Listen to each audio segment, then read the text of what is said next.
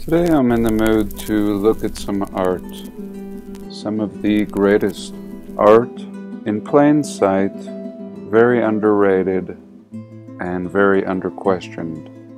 When we look at the past arts and sculptures and paintings and music and all forms of expression, aside from the architecture we often examine, we see examples of wondrous creations that would be almost impossible to replicate today without the use of a 3D printer or some kind of perfect mold or form.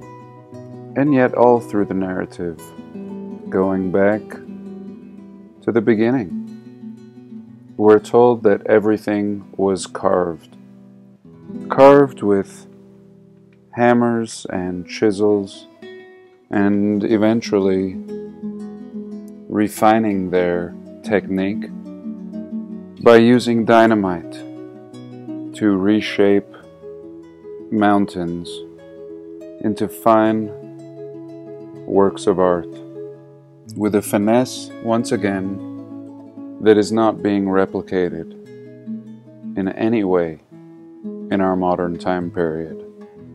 And when we examine the photographic record for examples of construction, what we see is as ridiculous as every other example.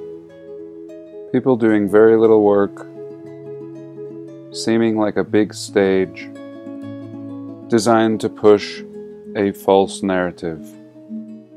And I'm sure you know where we are by now. The famous Mount Rushmore, as always, built in the middle of nowhere in the most remote portion of our nation, nowhere near a populace, very similar to the pyramid we looked at in Wyoming. This grand monument, conceived in 1923, built through the Great Depression, is one of the more anomalous features in our nation. This will be my third time attempting this video in a 6-month period due to technical difficulties, and I hope today is the day. Welcome.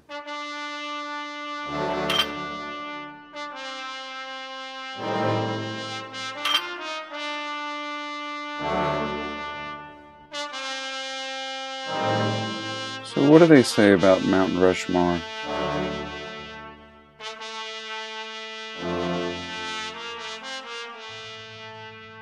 A colossal sculpture carved into the granite face in the Black Hills of South Dakota. Sculptor Gutzon Borglum created the sculpture's design and oversaw the project's execution from 1927 to 1941. A little over 10 years, banging this baby out, with the help of his son, Lincoln Borglum. The sculpture features a 60-foot head of President George Washington, Thomas Jefferson, Theodore Roosevelt, and Abraham Lincoln. Most of these being completed in a couple years, with the exception of George. The 4 presidents were chosen to represent the nation's birth, growth, development, and preservation.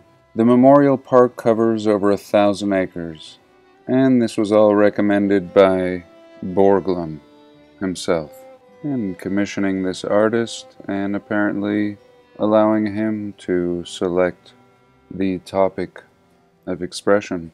South Dakota historian Don Robinson is credited with conceiving the idea of carving the likeliness of noted figures into the mountain of the Black Hills in order to promote tourism in the region. Of course, this is all conceived by this historian, and this historian was so interested in promoting tourism in the region. Really strange. His initial idea was to sculpt the needles. Here's what that looks like. the cathedral spires. However, Borglum rejected the needles because of the poor quality of granite and strong opposition from the Lakota Sioux, who consider the Black Hills to be sacred ground. In fact, this mountain, into which they finally carved these 4 busts into, was known to the Lakota Sioux as the 6 Grandfathers. Very interesting. Our first tip that perhaps we may be dealing with something older. And here we have 4 characters, and their old mountain was called the 6 Grandfathers. Not the 6 buffalo, not the 6 birds, but the 6 Grandfathers. The sculptor and tribal representatives settled on Mount Rushmore, which had the advantage of facing southeast for maximum sun exposure. Again, the sculptor and tribal representatives settling on this whole ordeal.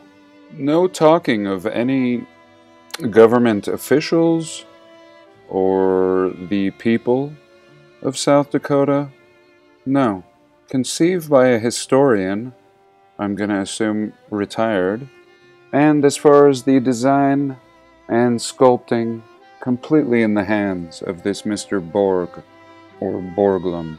And Robinson, again the historian, wanted it to feature American West heroes, such as Lewis and Clark, and their expedition guide, Sacagawea, Lakota Chief Red Cloud, and Buffalo Bill.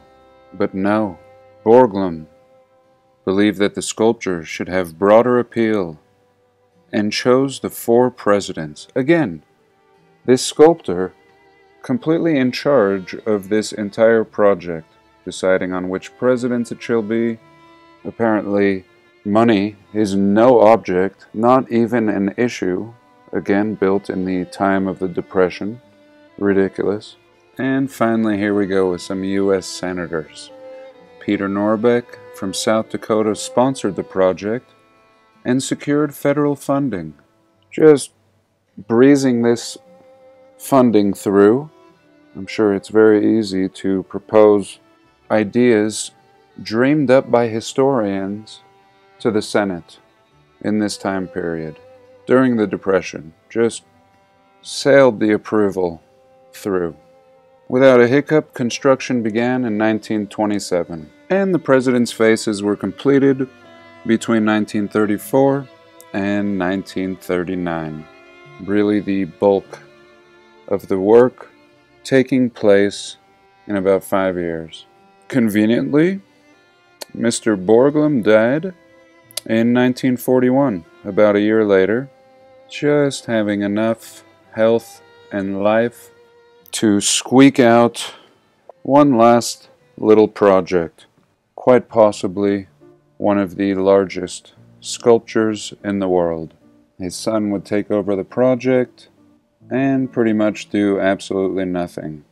The project was ended in October of 1941. The plan had been to clothe these 4 men. Really easy to get things done in the past. People such as historians can dream things up on a whim, quickly securing federal funding, finding a master sculptor in a time with very poor communication, and either these people were absolutely genius and masterful and resourceful with a fraction of what we have available to us today, or this is all completely hokey. But that's what they say. What do we see with our own eyes? What do we see when looking at the photographic record? Which is better than anything our historians have to say. Like I said, this is the 3rd time I've tried to make this video, and I'm trying to find the pictures that I was originally captivated by Unfortunately, I've not found all of them, but in some cases I've found other ones that are equally as fascinating. So here's a really old picture of the supposed construction of this Mount Rushmore. And what we see over and over again is a man to the left of George Washington. In some depictions, this man has a long, flowing mustache, reminding me of Gandalf in The Lord of the Rings. And this photo already having a big blur, and in many photos there seems to be a chamber that we can see in between these two heads. Now I know they did tell us in the historical narrative they removed one of these presidents' heads because they messed up. I think it was Thomas Jefferson. And I'm not sure if this is it. And here we can see this again, exactly what I'm talking about. Here we see the wizard and this chamber, and really seeming to have removed a lot of stone, but something just seeming strange about all of this. And even this head not seeming very natural down here by the chin. And I could be wrong, but the more I look at these pictures, it seems like they've removed too much stone to place Thomas Jefferson's head next to George here. And here we can get a little closer look at apparent construction, and really never seeing any of the fine work being performed, only the defacing and scarring of the mountain, seeming very strange, oftentimes as if the tops of their heads have been covered in a concrete and then reformed. And really these faces look so perfect, like molds. I'm not sure if we could find a sculptor today that could replicate such perfect art, absolutely reminding me of the old world, and to capture the subtleties and fine muscles under the flesh as if it's been 3D printed, perhaps some of the most remarkable being the eyes, seeming as if they shine. Here another example, shining eyes of Abraham. And again I want to remind you that this was said to have been carved with hammer and chisel, and the bulk of it being blasted away with dynamite. Zero room for error using such crude and impossible techniques. And when we look at these masterpieces, there's no error. There are no accidental overblasting by the use of too much dynamite. Truly an insult to our intelligence to lead us to believe that such finesse could be achieved with such crude methods. And here again, a look at the shining of the eye. And here it seems like we have some secretive work. Of course they'll tell us they were shading themselves. And it seems like the faces are already completed in all these construction photos. And what we see is these guys just noodling around. Pretty ridiculous setup. And this guy seems to be the only one doing something, or at least leading us to believe that. And even if this guy was a master sculptor, the team that would be required of other master sculptors would be very difficult to procure in this time, not to mention in about a 10-year period. Again, a look at the apparent shine in the eyes.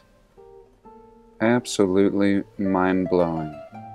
And here again with Thomas Jefferson, and just a lot seeming unnatural about this. Even these lines that we would be told were the stonework and the different veins of minerals running through appear to be almost artificial or added, and perhaps that's what they were doing under their little tents.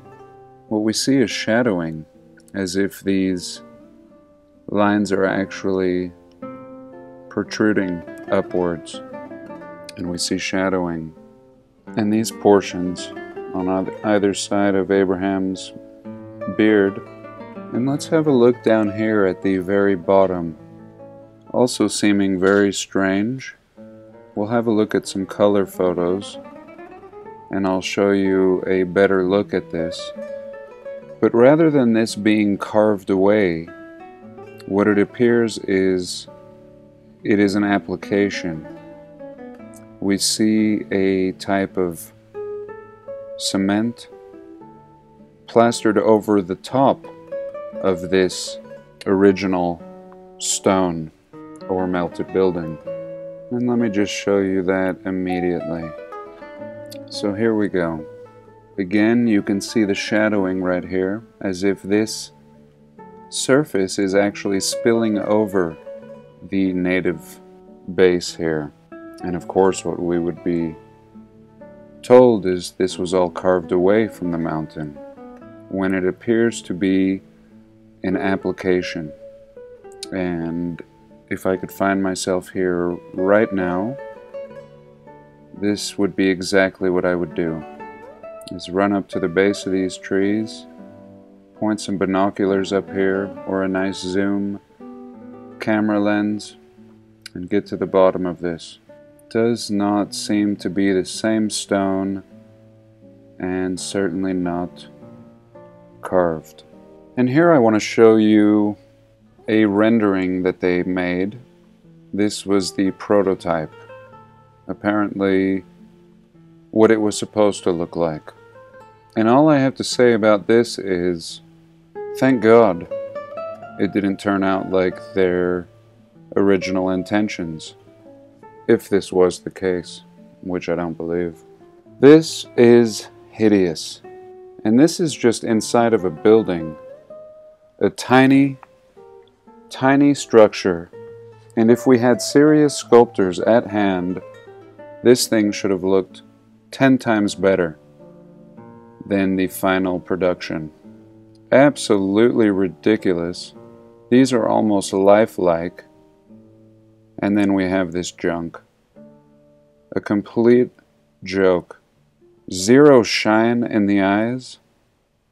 How could you achieve this on a 6-story sculpture and not on a little mock-up in a barn? Unbelievable. And here's a look at the mountain before it was carved, is what they tell us. And at a glance looking pretty legit. But when paired with all this other photographic evidence and the ridiculous story we're given, these images must certainly be manipulated. And here a little look at this lady that broke in and climbed up the monument. She got arrested. I think it might have been back in the 70s. And there she is up at the top. Good for her. And what I found fascinating was these marks in the stone, almost seeming to have been peeled away with an ice cream scoop, as if the stone was so soft or hot. And I thought it was worth sharing that. And here a little look at some apparent construction, chipping away probably tens of millions of little chip marks would be required to carve this entire work of wonder at this rate. Again, this silly man not doing anything. And maybe in 10 lifetimes, but not in 10 years. And what can we conclude? Just from this little examination, there's so much more to touch on, and I think I'll just leave the conclusion up to you. Was this built in 10 years by mostly a father and son using dynamite and chisels, or were these beautiful structures already here? And if they were already here, who were these people? As we read in the story earlier, This site was said to be the sacred site belonging to the Lakota Sioux called the Six Grandfathers. Did we come in here and remove a couple grandfathers and give the rest of them a haircut? Could our founding fathers have originally been some Tartarian leaders, and because of this one monument in the middle of nowhere, the writers of our false history built the whole narrative around these characters, knowing in that time period it would be more difficult to destroy this evidence, and instead built them right into the heart of it. And I think finally I'll just pipe in with a few more things. Real quick, I wanted to bring up this Hall of Records. This Mr. Borg originally envisioned a grand Hall of Records. Again, mind you, the sculpture, just deciding how these funds will be allocated. And his thoughts were, he would build a grand Hall of Records where America's greatest historical documents and artifacts could be protected and shown to tourists. He managed to start the project, but cut only 70 feet into the rock before work stopped in 1939 to focus on the faces. So he just got a little sidetracked and started boring into the mountain 70 feet. In the end, there are 16 panels, and he succeeded in storing the texts of the documents that he wanted to preserve. And let's just have a little look at this Hall of Records. 70 feet, little distraction, just a little side project, and in between carving the faces, and absolutely mind-blowing. Here we can get a little look at that, and just seeming like a lot more than meets the eye.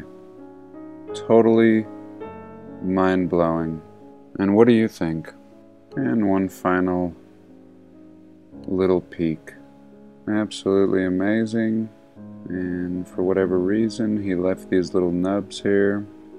And this would be the second place I would venture off to upon arriving to Mount Rushmore.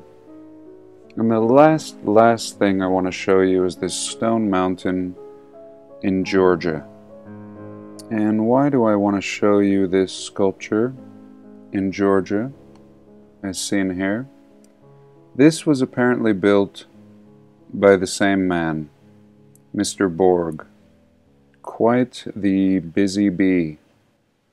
And they don't tell us that until we get down here. This project was advanced by Mrs. Helen Plain, a member of the United Daughters of the Confederacy, and clearly somebody with a lot of clout. She chose sculptor Gutzon Borglum. Here is Mr. Gutzon, whom she chose for the project, despite his involvement with this organization. And I'll spare you the ridiculous story, and we'll just have a little look at this work of art. Now here's a nice little overview, and we have this big old mountain and the handiwork of the sculptor himself in the middle of Georgia. And this thing is massive. Said to be the largest relief sculpture in the world, and absolutely masterful, with these veins on the horse's face, and I'm not sure what we're seeing here. Again, seeming to be some sort of covering here, like a cement plaster, and really seeming to be altering what was here as opposed to creating it. But that's it for today. I do hope you enjoyed, and do have a blessed day. Please like, comment, and subscribe.